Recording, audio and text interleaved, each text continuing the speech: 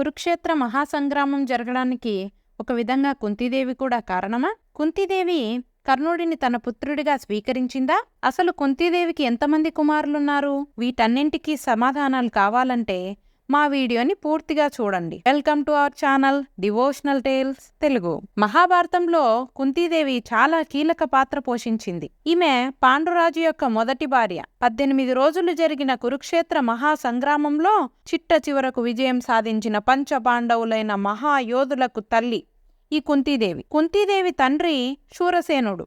ఆయన పృథ అనే పేరు పెట్టుకున్నాడు. కానీ రాజైన కుంతిభోజుడు దత్తత తీసుకొని పృథ పేరు కుంతిగా నామకరణం చేసుకున్నాడు. శ్రీకృష్ణుడికి మేనత్త.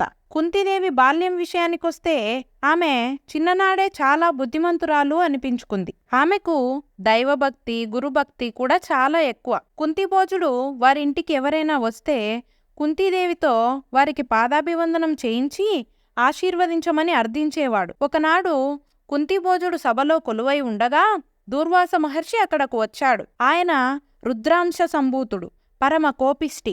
అందుకే ఆయనంటే అందరికీ చాలా భయం. కుంతిభోజుడు కుంతీదేవితో నీ ఓర్పుకి ఇది ఒక గీటురాయి తల్లి అంటాడు. తర్వాత కుంతి కూడా ఆనందంతో దూర్వాసుని సేవ నా జీవితానికి ఒక వరం అంటూ నమస్కరించింది. అలా దూర్వాసుడు 1 సంవత్సరం పాటు అక్కడే ఉంటాడు.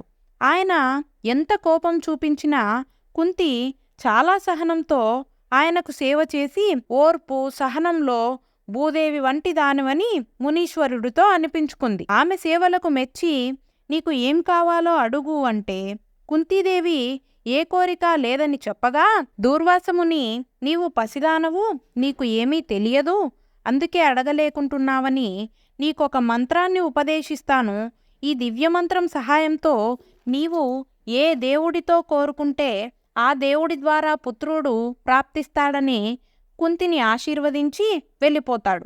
తర్వాత కుంతి ఆ మంత్రం ఏ విధంగా పనిచేస్తుందో తెలుసుకోవాలనే కుతూహలంతో అసలు ఇది నిజంగా పనిచేస్తుందా లేదా అని పరీక్షించాలని ఉదయం సూర్యభగవానుడిని చూసి దూర్వాస మహర్షి ఉపదేశించిన మంత్రాన్ని పఠిస్తూ సూర్యుడిని మనసులో తలుచుకోగానే సూర్యభగవానుడు మానవ రూపంలో వచ్చి నీకు పుత్రుడిని ప్రసాదించడానికి నేను వచ్చానని అంటాడు. కుంతి భయంతో పారిపోతుంటే ఆమెను ఆపి భయపడకు, నీ కన్యత్వానికి ఎలాంటి భంగం వాటిల్లకుండా నీకు సహజ కవచకుండలాలతో నాలాగే తేజోవంతంగా కనిపించే పుత్రుణ్ణి ప్రసాదిస్తానని చెబుతాడు. అలా కుంతీదేవికి సూర్యభగవానుడి వలన పెళ్లి కాక మునుపే కర్ణుడు జన్మిస్తాడు. ఈ విషయం బయటికి తెలిస్తే సమాజం ఆమెని తప్పుపడుతుందని అప్పుడే జన్మించిన పుత్రుడి మీద మమకారాన్ని పక్కన పెట్టి ఒక బుట్టలో బాబుని ఉంచి గంగానదిలో వదిలేస్తుంది. కొన్ని సంవత్సరాల తరువాత కుంతికి స్వయంవరం ఏర్పాటు చేయగా పాండురాజు ఆమెను వివాహం చేసుకుంటాడు.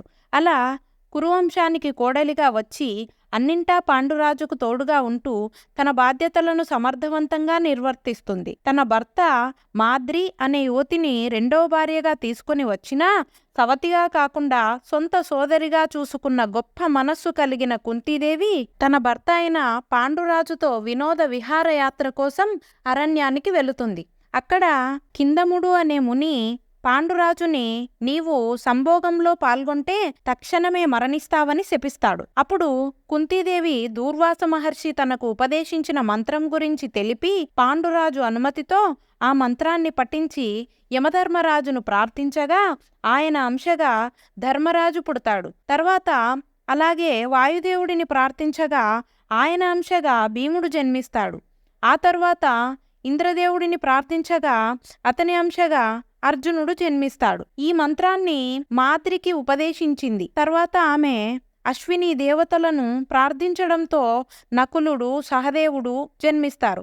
ఈ విధంగా కుంతీదేవికి మరియు మాద్రికి పుట్టిన ఈ 5 మంది కుమారులు పాండవులుగా చెబుతారు. ఇదిలా ఉండగా ఒకరోజు పాండురాజు మైకంలో ఉండి మాద్రితో సంభోగంలో పాల్గొనడం వలన మరణిస్తాడు. తన భర్త తనతో ఏకమవడం వలన మరణించాడనే బాధతో మాద్రి కూడా మరణిస్తుంది. వీరి మననానంతరం కుంతి తన 5 పుత్రులను తీసుకొని అరణ్యం నుండి హస్తినాపురానికి వెళ్ళి వీరికి రావలసిన రాజ్యం ఇవ్వాలని అడుగుతుంది. అప్పటికే ధృతరాష్ట్రుడు పాండురాజు మరణించాడని, సింహాసనం తనకే దక్కుతుంది, దానికి తన పుత్రులు మాత్రమే అనుభవించాలని భావిస్తాడు.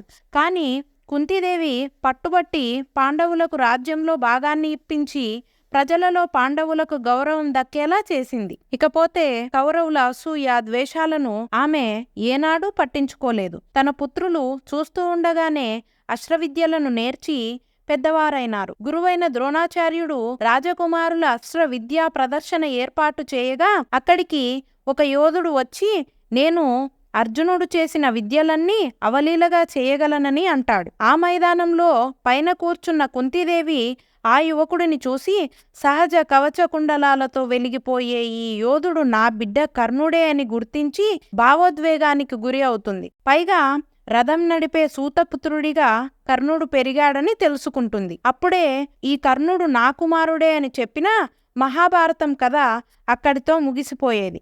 కానీ ఆమె చెప్పకపోవడం వల్లనే కురుక్షేత్ర యుద్ధానికి కర్ణుడితో బీజం పడింది. తరువాత దుర్యోధనుడు కర్ణుడితో స్నేహం చేసి ఇద్దరూ స్నేహితులు కావడం వలన కర్ణుడికి అంగరాజ్యాన్ని ఇచ్చి తన వైపుకు తిప్పుకొని పాండవులకు వ్యతిరేకంగా యుద్ధంలో పాల్గొనేలా పథకం వేశాడు. ఇదంతా చూస్తూ ఉన్న కుంతీదేవి రహస్యం మాత్రం బయట పెట్టకుండా మౌనంగా ఉంది. తర్వాత దుర్యోధనుడు పాండవులతో జూదమాడించి శకుని మామ ఇచ్చిన మాయాపాచికలతో కుట్ర చేసి గెలిచి సంవత్సరం పాటు అజ్ఞాతవాసం చేయమని అరణ్యానికి పంపిస్తాడు. అక్కడ రాక్షస స్త్రీ అయిన హిడింబితో భీముడికి వివాహం జరిపిస్తుంది. తర్వాత అర్జునుడు మత్స్యయంత్రాన్ని ఛేదించి ద్రౌపదిని స్వయంవరంలో గెలుచుకొని కుంతి వద్దకు తీసుకొని వచ్చి, అమ్మా ఏం తెచ్చానో చూడు అని చెప్పగా కుంతి శివపూజలో ఉండి వెనుకకు తిరిగి చూడకుండా, ఏది తెచ్చినా సరే మీరు 5గురు పంచుకోండి అంటుంది. అలా తాను పొరపాటున చెప్పిన మాట వలన ద్రౌపది 5గురికి భార్యగా ఉండవలసి వచ్చిందని చాలా కాలం బాధపడింది. కొంతకాలం గడిచిన తర్వాత అరణ్యవాసం పూర్తి చేసుకొని హస్తినాపురం చేరుకున్నారు. మరలా కపట దుర్యోధనుడు పాండవాగ్రజుడైన ధర్మరాజును మాయాపాచికల సహాయంతో ఓడించి నిండు సభలో ద్రౌపదికి వస్త్రాభరణం చేశారు. ఇంతటి దారుణం జరుగుతున్నా పాండవులు నోరు మెదలపోకుండా నిలబడ్డారు. సభలో ఉన్న వారంతా కళ్ళప్పగించి చూశారే కాని ఎవరూ ప్రతిఘటించలేదని భీష్ముడిని, ద్రోణాచార్యుడిని నిందించి కుంతి ఎంతగానో బాధపడింది. తర్వాత 13 సంవత్సరాల పాటు పాండవులను తిరిగి అరణ్యవాసానికి పంపిస్తారు. కుంతీదేవి పాండవులతో కలిసి వనవాసం పూర్తి చేసుకుని తిరిగి రాజ్యం కోసం వచ్చి శ్రీకృష్ణుడిని రాయబారిగా పంపితే ఆయన పాండవులకు తలా ఒక రాజ్యం ఇచ్చినా చాలు, లేకుంటే యుద్ధం చేయవలసి వస్తుందని చెప్పినా దుర్యోధనుడు కయ్యానికి కాలు దువ్వాడే కాని తన సోదరులకు మాత్రం రాజ్యంలో ఎటువంటి స్థానం ఇవ్వలేదు. కుంతీదేవి కర్ణుడి వద్దకు వెళ్ళి ఈ యుద్ధం జరిగితే అంతా సర్వనాశనం అవుతారని కర్ణుడి జన్మరహస్యం చెప్పి, నీ సోదరుల మీద నీవే యుద్ధం చేయడం మంచిది కాదని, ఈ యుద్ధం ఎలాగైనా ఆపమని చెప్పగా కర్ణుడు, నువ్వు లోకానికి భయపడి నన్ను గంగలో పడేశావు, నన్ను నా మిత్రుడు అంగరాజ్యానికి అధిపతిని చేసి గౌరవంగా చూసుకున్నాడు, అందుకు నేను కృతజ్ఞత తీర్చుకోక తప్పదు, నేను యుద్ధంలో అర్జునుడిని తప్ప మిగిలిన పాండవ పుత్రులను ఏమీ చేయనని మాట ఇస్తాడు. తరువాత తన తల్లి మాట కోసం యుద్ధంలో తన సోదరులను ఏం చేయకుండా తనే బాణాల దాటికి మరణించే సమయంలో కుంతీదేవి ఈ రహస్యాన్ని చెబుతుంది. అప్పుడు ధర్మరాజు ఇన్ని రోజులు ఈ నిజం దాచినందుకు స్త్రీ నోట ఏ రహస్యం దాగకుండా బట్టబయలైపోవాలని స్త్రీజాతి మొత్తాన్ని శపిస్తాడు. ఇక దుర్యోధనుడిని కూడా ఓడించి పాండవులు చిట్ట చివరకు విజయం సాధిస్తారు. అష్టైశ్వర్యాలున్న కుంతికి మనశ్శాంతి లేదు. ధృతరాష్ట్రుడు, గాంధారి తపస్సు చేసుకోవడానికి అరణ్యానికి వెళతారు.